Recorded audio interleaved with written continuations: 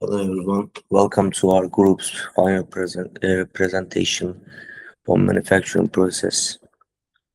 When we think of modern world power transmission, we typically picture standard gears and shafts inside a heavy iron box. But today we are going to explore the absolute pinnacle of mechanical engineering, the Formula One longitudinal sequential gearbox. The unit does not just transfer kinetic energy from the 1.6-liter turbocharged hybrid V6 engine. It's subjected to power outputs exceeding 1,000 horsepower and must reliably manage final drive torque loads approaching 5,000 Newton meters. So, but what makes this an extreme engineering challenge is that the casing itself acts as a stress structural member of the chassis. The rear suspension switchbones mount directly to the transmission casing. This means this means the unit must withstand severe torsional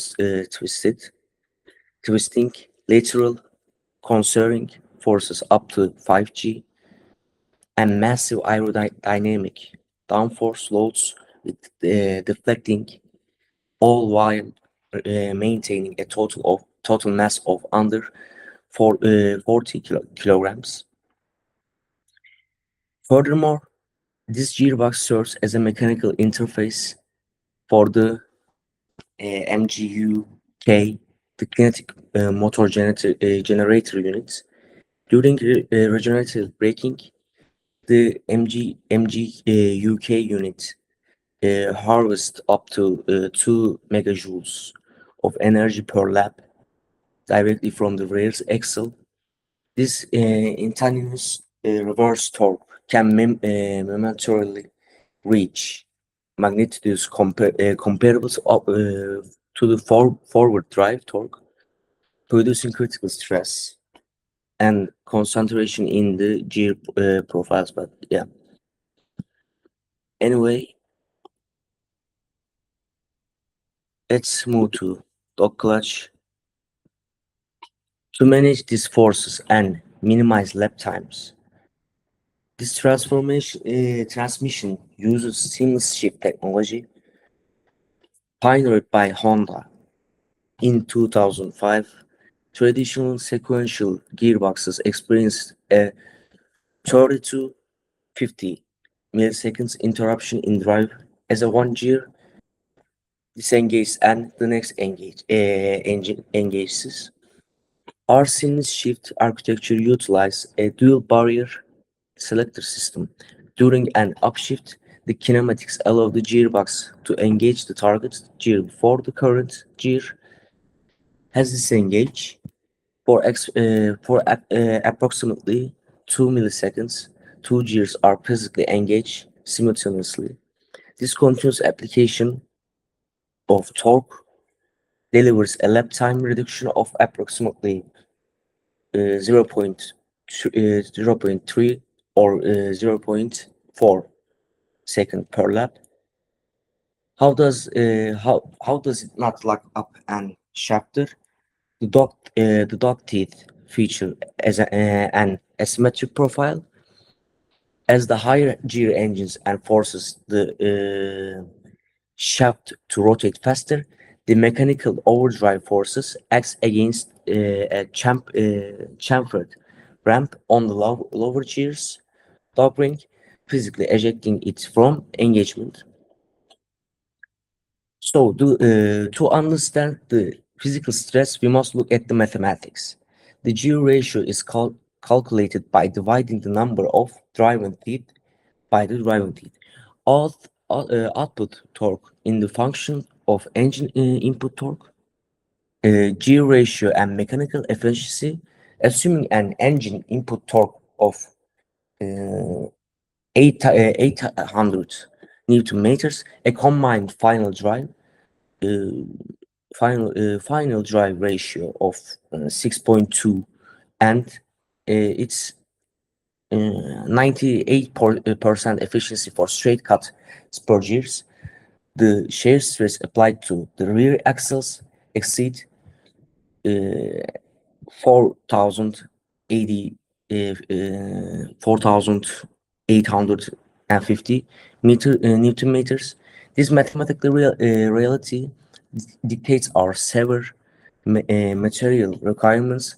I now invite my college to explain the advanced materials that keep the system alive. Thank you. So we are dealing with nearly 5,000 Newton meters of torque. Standard automotive steels will experience splitter fractures. In Formula One, the material selection process is governed by the absolute need to maximize specific strength, the strength to weight ratio. As you can see in the Ashby diagram over here, we selected three primary materials to survive this extreme environment. Over here we can see the mechanical properties comparison of selected materials. For the internal gears and shafts, we utilize Maraging steel grade 300. Unlike standard carburized carbon steels, Maraging steels are highly alloyed ferrous metals containing approximately 18% nickel, 8 to 12% cobalt, 5 to 8% molybdenum, with carbon strictly kept under 0.03%. So this it achieves an ultimate tensile strength of over 2000 megapascals, not through carbon phase transformation, but through precipitation hardening.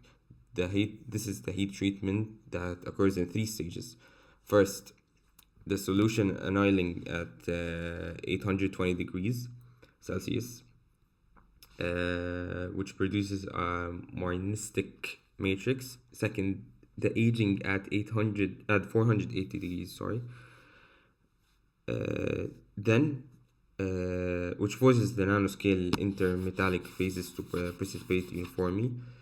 Then the third stage, which is differential nitriding, which raises the tooth surface hardness to 58 to 62 HRC while preserving a tough inner core.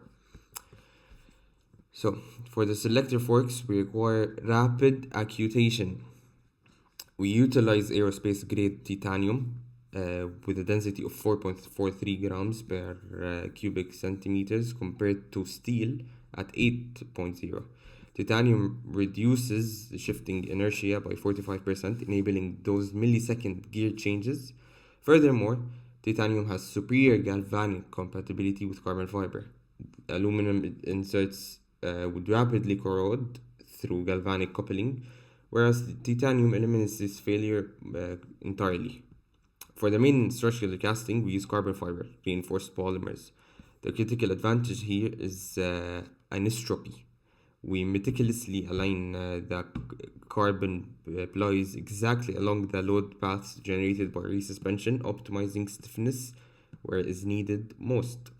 However, despite the exotic alloys, our biggest enemy is friction. Under 1,000 horsepower over 1,000 horsepower loads, the microscopic metal surface's elasticity deforms. So over thousands of cycles, subsurface shear stress causes micropitting and causes flicking away of microscopic metal particles, which we can see over here. Unchecked, this leads to macropitting and eventually catastrophic failure. To prevent this, specialized synthetic lubricants from microscopic hydrodynamic wedge when the gear mesh. This ensures the metal surface never makes direct physical contact. Thank you. Thank you. Perfect materials require perfect manufacturing process. First, let's answer the question, why don't we manufacture these gears by casting liquid metal into a mold? During casting, microscopic air bubbles remain trapped inside the metal and its crystal structure cools into a random isotropic layout. Under 1000 horsepower load, a cast gear would shatter instantly. Instead, we use the closed die hot forging method. We heat the steel billet to 1050 degrees Celsius and crush it with massive presses. As you can see on the screen, the forger presses and aligns that internal crystal grain structure to follow the physical contours of gear. This creates an unbreakable backbone. These forged blades are then transferred to multi-axis CNC machines. To cut the actual gear teeth, a highly specialized subtraction technique called gear hobbing is used. A spinning cutting tool slowly carries the top merging steel to extract a perfect immobile gear profile. To manage the extreme friction, the system is continuously fluided with specialized cutting fluids. What about our casing? Carbon fiber parts are not machined like metal. In cleanrooms techniques, manually lay sheets of pre-impregnated carbon fiber into molds. Meticulously aligning the fibers in the exact opposite direction of the loads the suspension will apply. Then, this mold goes into a massive, pressurized oven we call an autoclave. Baking for hours under 6 bar of pressure and 135 degrees of heat, it cross-link the epoxy resin and cures into a single ultra-rigid carbon chassis. We have finished the fabrication, but in the F1 part, you cannot trust what you cannot measure. I'll leave the final word my teammate explain how the parts are assembled and verified. To continue, the carbon fiber structure just detailed is vast superior to the historical magnesium sand casting, which is suffer from shrinkage, porosity, and catastrophically crack under 2,000 kilograms of aerodynamic downforce. However, the epoxy resin in the carbon case begins to degrade at around 200 Celsius degrees, operating millimeters away from 1,000 Celsius degrees exhaust systems, makes thermal protection absolutely critical. To protect that, we use Insolent 625 because machining the spare alloy is too heavy. We utilize sheet metal deep drawing. We plastically deform ultra thin 0.5 millimeter sheets to perfectly wrap the gearbox, coating them into gold foil to maximize radiant heat ejection. Inside the bell housing lies the multi-plate clutch. The friction plates cannot be manufactured through the non-metallic friction modifiers under 700 megapascals to create a green part. This is then entered in oxygen-free furnace, causing solid state diffusion. This creates a microscopically porous material capable of absorbing the extreme 1,000 Celsius degree friction heat of rate start.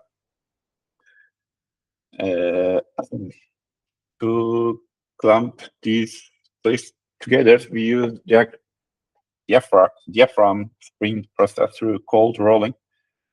Passing high carbon steel through heavy rollers at room temperature induces severe rock hardening, given the spring its ability to rebound millions of times without fatigue failure.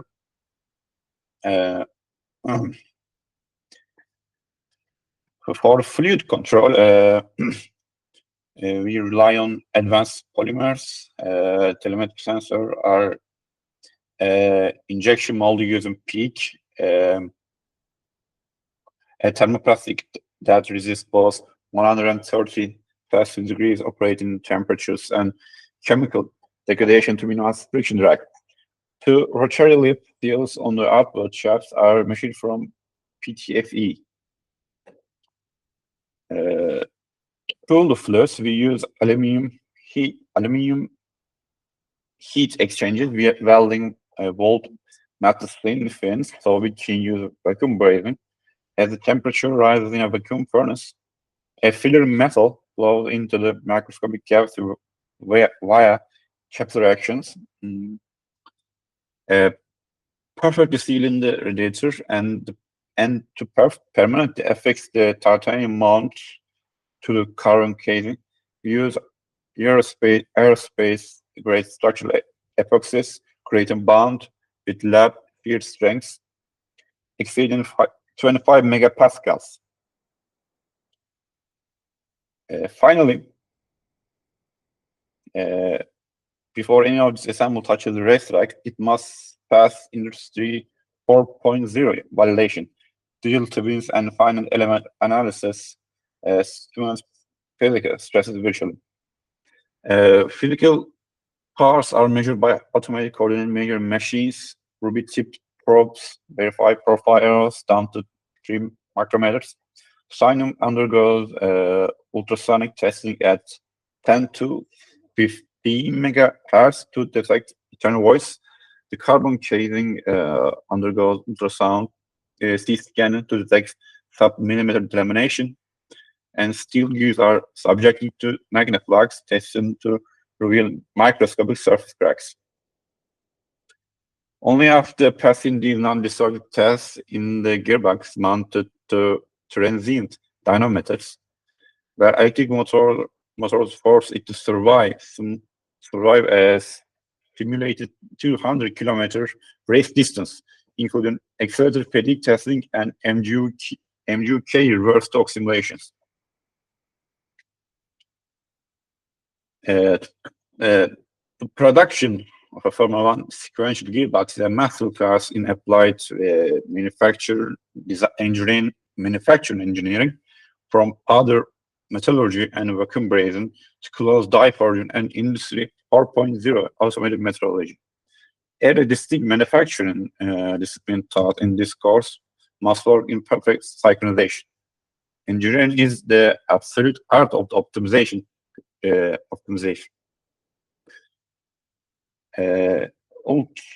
Thank you for your time and attention. I hope you liked it.